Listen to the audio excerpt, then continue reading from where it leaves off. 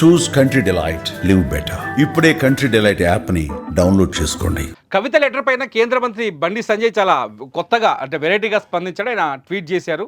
కవిత letter అది కాంగ్రెస్ వదిలిన బాణం అంటూ ఆయన ట్వీట్ చేశారు. ఎందుకు కాంగ్రెస్ వదిలిన బాణం అన్నారు అనేది కొంత ఆసక్తికరంగా మారింది. ఎందుకంటే కవిత తండ్రికి లేఖ రాయటం వెనుక, కవిత పార్టీ పైన అసంతృప్తిని వ్యక్తం చేయడం వెనుక, పార్టీ పైన కొంత తిరుగుబాటు తత్వంతో లేకపోతే వ్యతిరేక భావంతో కవిత ఉండటం వెనుక రేవంత్ రెడ్డి వ్యూహం ఉంది అని ఒక చర్చ మొదటి నుంచి జరుగుతుంది. ఈ నేపథ్యంలోనే బండి సంజయ్ ఈ వ్యాఖ్యలు చేశారని ఒక అనుమానం కలుగుతుంది. ఎందుకంటే బండి సంజయ్ చాలా స్పష్టంగా చెప్పారు, ఓటీటీలో సినిమా తీయొచ్చు కవిత రాసిన లెటర్ ద్వారా, ఆ సినిమాకి కాంగ్రెస్ వదిలిన బాణం అని పేరు పెట్టవచ్చు అని చెప్పేసి బండి సంజయ్ చాలా స్పష్టంగా చెప్తున్నారు. అంటే ఖచ్చితంగా కవిత వెనకాల కాంగ్రెస్ ఉందని చెప్పే ప్రయత్నం చేస్తున్నారు బండి సంజయ్. బండి సంజయ్ వ్యాఖ్యలతో పాటు రాజకీయ వర్గాల్లో కూడా ఇటువంటి చర్చ కనిపిస్తోంది. ఎందుకంటే రేవంత్ రెడ్డి కవిత వెనకాల ఉన్నాడని చెప్పేసి, ఎందుకంటే చాలా ప్రోగ్రామ్స్ రేవంత్ రెడ్డి తీసుకున్న చాలా ప్రోగ్రామ్స్కి కవిత పరోక్షంగా మద్దతు ఇస్తుందని ఒక చర్చ ఉంది. అట్లాగే రేవంత్ రెడ్డి కవిత విషయంలో, కవిత పనులకు సంబంధించిన వ్యవహారాల్లో రేవంత్ రెడ్డి ప్రభుత్వం కొంత సానుకూల ధోరణితో ఉందని చెప్పేసి బీఆర్ఎస్ వర్గాల్లో కూడా చర్చ జరుగుతుంది.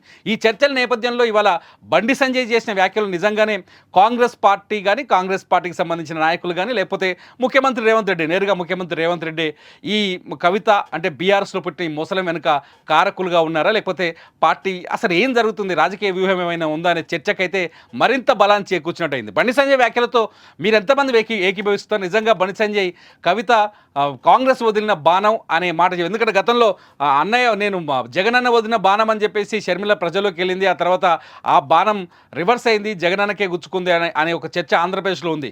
షర్మిల చాలా స్పష్టంగా చెప్పింది, వైఎస్ జగన్మోహన్ రెడ్డి ఆస్తుల వ్యవహారంలో సోదరుడు జగన్మోహన్ రెడ్డితో తనకు విభేదాలు ఉన్నాయని చెప్పేసి, అట్ ది సేమ్ టైం వైఎస్ఆర్సీపీని వదిలేసి సొంతంగా పార్టీ పెట్టడం తెలంగాణలో, ఎన్నికల తర్వాత మళ్ళీ ఆంధ్రప్రదేశ్కి వెళ్ళిపోయి ఇప్పుడు ఆంధ్రప్రదేశ్ కాంగ్రెస్ ప్రెసిడెంట్గా, పీసీసీ అధ్యక్షురాలుగా బాధ్యతలు నిర్వర్తించడం, నిన్న మన రాజకీయంగా హడావిడి కూడా చాలా ఎక్కువగానే చేస్తున్నారు. షర్మిల పోరాటాలు చేయడానికి ప్రయత్నిస్తున్నారు. ఈ నేపథ్యంలో సేమ్ సీన్ ఇప్పుడు తెలంగాణలో రిపీట్ అయిందా? కవిత కూడా బయటకు వచ్చే ఛాన్సెస్ ఉన్నాయా? బండి సంజయ్ ట్వీట్ తర్వాత అటువంటి సందేహాలే కలుగుతున్నాయి.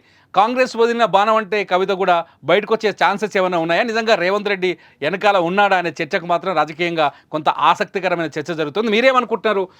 కవిత వెనక రేవంత్ రెడ్డి వ్యూహం ఏమైనా ఉంది అనుకుంటున్నారా?